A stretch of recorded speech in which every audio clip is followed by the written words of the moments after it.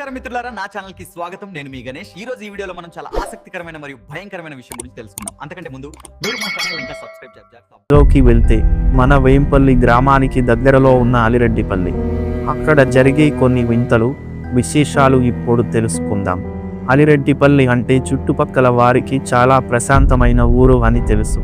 కానీ ఆ ప్రశాంతత వెనుక ఒక భయంకరమైన రహస్యం ఉందని మీకు తెలుసా? అక్కడ వెళ్ళే దారిలో ఒక దయ్యం ఉంది.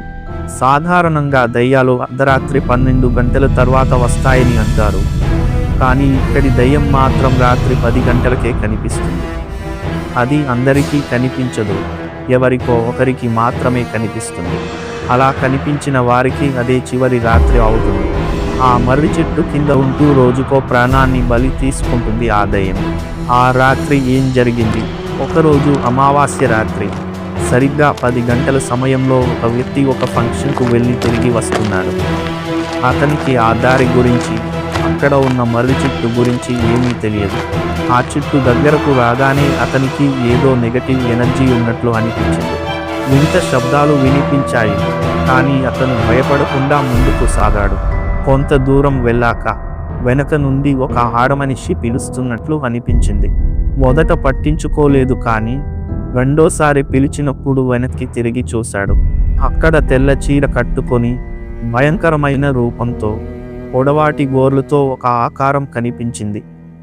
భయంతో వణికిపోతూనే తన దగ్గర ఉన్న లైటర్ తీసి సిగరెట్ వెలిగించాడు.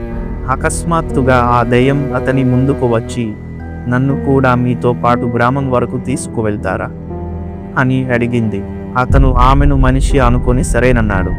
దారిలో మళ్ళీ వింత శబ్దాలు వస్తుంటే ఆమెను అడిగాడు, కానీ ఆమె అదంతా నీ భ్రమ అని నమ్మించింది.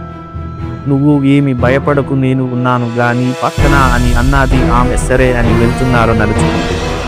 అలా దారిలో వెళ్తుండగా ఏవో కొన్ని వింత శబ్దాలు వస్తున్నాయి. నేను భయపడకుండా వెళ్తున్నారు.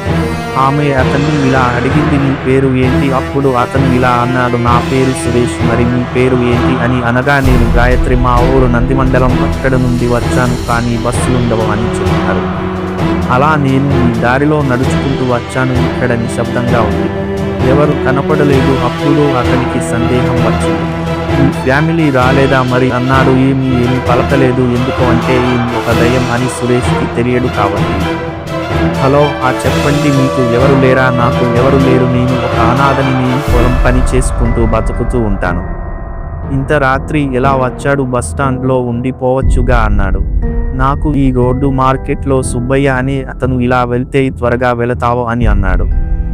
సరే, మీది ఏ గ్రామం? నాది ఇక్కడే అలిరెడ్డిపల్లి గ్రామం, నా బైక్ రిపేర్కి వచ్చింది, నడుచుకుంటూ వచ్చాను. సరే అని వస్తున్నారు, కానీ ఎంత వెళ్తున్నా ఊరు రావడం లేదు. సడన్ గా ఏదో రూపం కనిపించింది సురేష్కి. అక్కడ ఎవరో ఉన్నారు అన్నాడు. నీకు కనపడలేదా? నాకు ఎవరు కనపడలేదే, ఎవరున్నారో అక్కడ అని అంది. సమయం రాత్రి 2 గంటలు కావస్తోంది, ఇంకా ఊరు రావడం లేదు అని అన్నాడు. వస్తుందిలే, ఏమి తొందర నీకు, నేను ఉన్నా కదా తోడుగా నీకు. అప్పుడు అకస్మాత్తుగా వేగంగా గాలి వస్తుంది. ఏంటి అని ఆలోచిస్తున్నాడు. అప్పుడే తన పక్కన ఉన్న ఆమె కనిపించలేదు. అతనికి ఏమైంది అని వెతుకుతున్నాడు. పక్కనే ఉన్న పొలంలో ఒక ఆకారం కనిపించింది.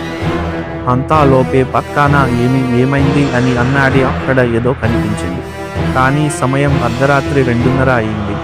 అప్పుడు తన పక్కన ఉన్న ఆమె పక్కన లేదు.